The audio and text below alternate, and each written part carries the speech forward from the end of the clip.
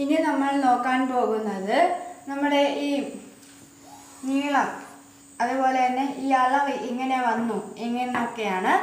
ആദ്യം നമ്മൾ എടുക്കേണ്ടതെന്ന് പറയുന്നത് ഇവിടം തൊട്ട്, അതായത് നമ്മുടെ ഹൈ വേസ്റ്റ് മുതൽ മുട്ട് വരെയുള്ള നീളം എത്രയാണെന്ന് എടുക്കുക. ഇവിടെ 25 വന്നത്, അതായത് 25 ഇഞ്ച്. ഇവിടെ മുതൽ ഇവിടം വരെ 25 ഇഞ്ച്.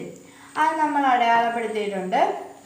അതുപോലെ തന്നെ നമ്മളുടെ ഇവിടെ 13 ഇഞ്ചാണ് എടുത്തിരുന്നത്. 13ൻ്റെ പകുതി 6.5, 6.5 ഇവിടെ അടയാളപ്പെടുത്തിയിട്ടുണ്ട്.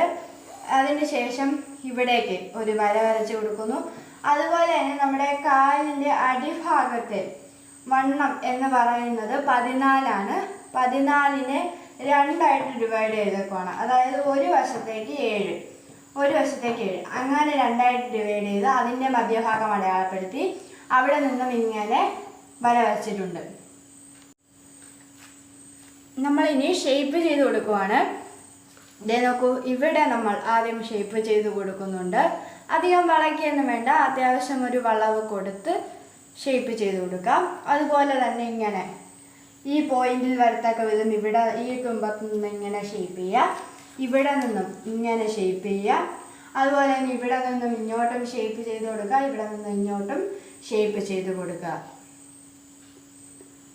അപ്പോൾ ഇത്രയേ ഉള്ളൂ ഇന്നത്തെ നമ്മുടെ വീഡിയോ.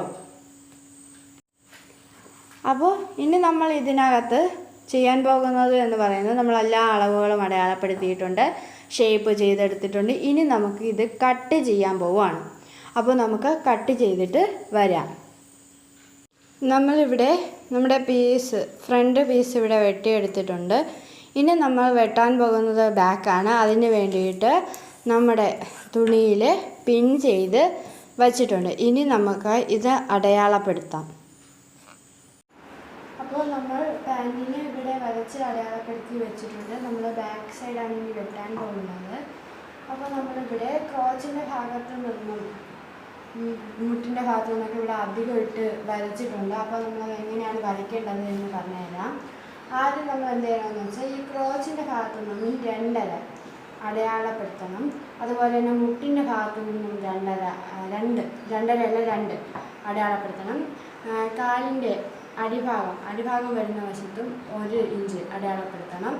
ഇവിടെ അരയാണ് അടയാളപ്പെടുത്തിയിരിക്കുന്നത്. ഈ ക്രോച്ചിൻ്റെ ഭാഗം വരുന്ന ഭാഗത്ത് മാത്രമേ അധികം ഇടുന്നുള്ളൂ. ഇവിടെ 1 ഇഞ്ച്, ഇവിടെ 1 ഇഞ്ചാണ്. ഇവിടെ വരുമ്പോഴത്തേക്കും ഈ ഒരു വളവ് വരുന്ന ഭാഗം വരുമ്പോഴത്തേക്കും 1 ഇഞ്ച് തൊട്ട് മേലോട്ട് 1 ഇഞ്ച് തന്നെയാണ് എടുത്തിരിക്കുന്നത്. അത് കഴിഞ്ഞിട്ട് ഇവിടെ നിന്ന് വരച്ച് നമ്മളിവിടെ ഇങ്ങനെ ഒരു വര വച്ചിട്ടുണ്ട്. അതിനുശേഷം ഇത് നമ്മൾ നേരത്തെ വെട്ടിയ തുണിയാണ്. ആ തുണിയുടെ ഇവിടെ നിന്നും 2.5 മുകളിലേക്ക് എടുക്കണം. മുകളിലേക്ക് എടുത്തിട്ട് അവിടെ നിന്നും 1 ഇഞ്ച് ഇങ്ങോട്ട് അടയാളപ്പെടുത്തുക. എന്നിട്ട് ഈ പോയിന്റിൽ നിന്നും ഇങ്ങനെ നീളത്തിന് നമ്മൾ അധികം ഇട്ട 1 ഇഞ്ച് തൊട്ടാണ് വരയ്ക്കുന്നത്. തുണി തൊട്ടല്ല, അധികം ഇട്ട 1 ഇഞ്ച് തൊട്ടാണ് വരയ്ക്കുന്നത്. അവിടെ നിന്നും ഈ ക്രോച്ചിൽ 2.5 അധികം എടുത്ത് ആ ഭാഗത്ത് നിന്ന് ഇങ്ങനെ വളച്ച് എടുക്കാം.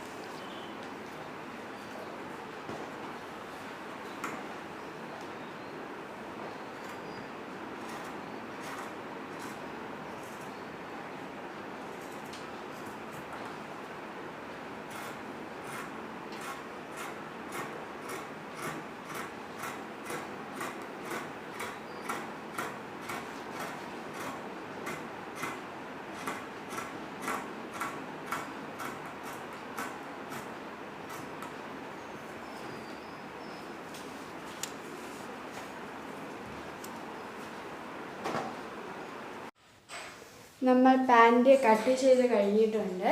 അപ്പോൾ നമ്മുടെ ഈ വീഡിയോ ഇവിടെ അവസാനിക്കുകയാണ്. അടുത്തൊരു വീഡിയോയുമായി ഉടനെ തന്നെ എത്താൻ ശ്രമിക്കുന്നതായിരിക്കും.